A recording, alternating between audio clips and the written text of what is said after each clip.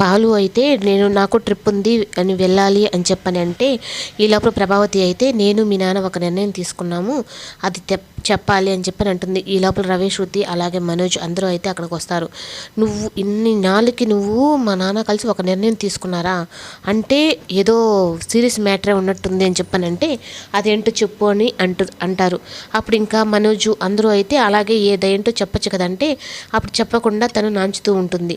ఈ లోపలైతే ఇంకా శృతి అయితే, ఏంటి మీ అమ్మకి ఈ మధ్య ఏదన్నా స్క్రూ లూజ్ అయిందా అంటే, అంకి ఎప్పుడూ కాదమ్మా, ఈ అప్పుడప్పుడే కాదు ఎప్పుడు స్క్రూ లూజ్గానే ఉంటుంది అంటే, అప్పుడు మీరందరూ ఆపుతారా, నాకే స్క్రూ లేదు నేను బాగా హెల్తీగా ఉన్నాను అని చెప్పని అంటుంది. ఈ లోపలైతే సత్యం అయితే ఆటోలో దిగుతూ ఉంటాడు. ఈ లోపల నేను చెప్పాను కదా, నువ్వు మీనా ఇంట్లో నుంచి వెళ్ళి గోదావరి కాడ ఒక రూమ్ చూసాము అక్కడ ఉండాలి అని చెప్పానంటే, ఇంకా మీనా అయితే ఈ కళ్ళల్లో నీళ్ళు వచ్చేస్తాయి. అలాగే బాలు కూడా అయితే ఏడ్చేస్తాడు. అమ్మ అప్పుడు అంటే మేము ఒక్కటే నీకు ఇలా ఉన్నామా, నువ్వంటే సరే నువ్వు నా విషయంలో, మా నాన్న కూడా ఇలాగే ఉన్నాడా అంటే నాకు కొంచెం ఇబ్బందిగా ఉంది, బాగా తట్టుకోలేకపోతున్నానంటే, ఇంక మీనా అయితే మీరు చెప్పిన పనులన్నీ చేస్తున్నాం కదా అత్తయ్య, నేనేం మీకు తిరుక్కోవట్లేదు కదా, మీరు పడుకోవద్దు మేమే హాల్లో పడుకుంటాం కదా అని చెప్పని అంటాడు.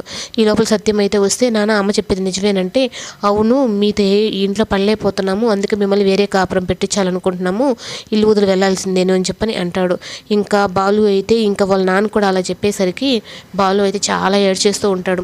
మామయ్య మీరు కూడా మీలోనే అమ్మ నాన్న చూసుకుంటున్నాం కదా, మేమేం అంత తప్పు చేసాం మామయ్య అని చెప్పనంటే, మీరెవరూ తప్పు చేయలేదమ్మా, ఇది మీ ఇద్దరం కలిసి తీసుకున్న నిర్ణయం అని చెప్పని అంటాడు.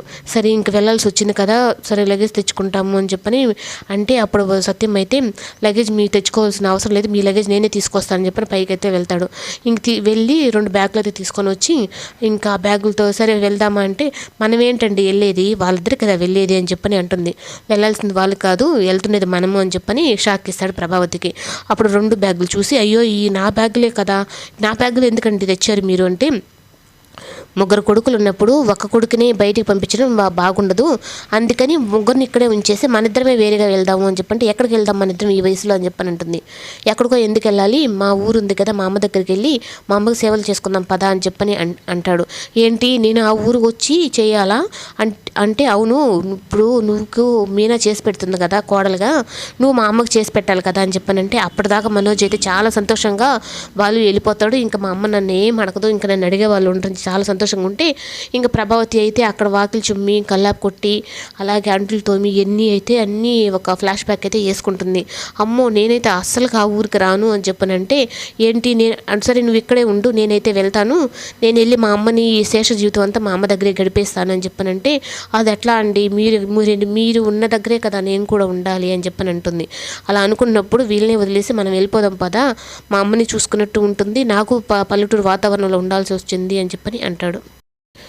అప్పుడు అలా అనేసరికి, ఇప్పుడు నువ్వు ఎంత స్వార్థంగా ఆలోచిస్తున్నావు ప్రభావతి, 3 కొడుకులు ఉంటే ఒక కొడుకునే బయటికి పంపించేసి అని చెప్పని అంటున్నావు అంటే, అప్పుడు శృతి అయితే కావాల్సి ఉంటే మీనా ఇక్కడ ఉంటుంది, మీరు వెళ్ళండి, అయినా ఈ ఇంట్లో ఉండడం కంటే మీనా బయటికి వెళ్ళడమే మంచిది, ఈ ఇంట్లో పనులు చేసి తను ఒక పని మనిషిలాగా అయిపోతుంది అని చెప్పనేటప్పటికీ, ఎవరు ఎక్కడికి వెళ్ళనవసరం లేదు అని చెప్పని ఇంకా సత్యం కూడా ఒప్పుకుంటే, నేను అది కూడా మీ అమ్మ ఈ హాల్లో పడుకుంటానంటే నీ ఇంట్లో ఉంటాం రా అని చెప్పనంటే, అప్పుడు ఇంక ప్రభావతి అయితే ఉంటాను నేను హాల్లోనే ఉంటానని చెప్పని బ్యాగులు 2 తీసుకొని వెళ్ళి తన రూమ్లో అయితే పెట్టేసుకుంటుంది. అప్పుడు ఇంకా శృతి అందరూ అయితే చాలా సంతోషంగా అయితే ఆ ఇంట్లో ఉంటారు. ఇంకా ఇంట్లో పనులన్నీ చేస్తూ మీనా చాలా కష్టపడుతుంటే, కొద్దిసేపటికైనా నువ్వు రెస్ట్ తీసుకోవా, ఇంట్లో వాళ్ళ గురించి ఆలోచిస్తావా అని చెప్పని బాలు అయితే అంటాడు. నేను మా ఇంటి పనే కదా చేసుకుంటుందని చెప్పంటే, సరే ఉండు నేను తీసుకొచ్చి అన్నం పెడతాను నీకని తనకి అన్నం కలిపి తను తీసుకొచ్చి తన్నే తినిపిస్తూ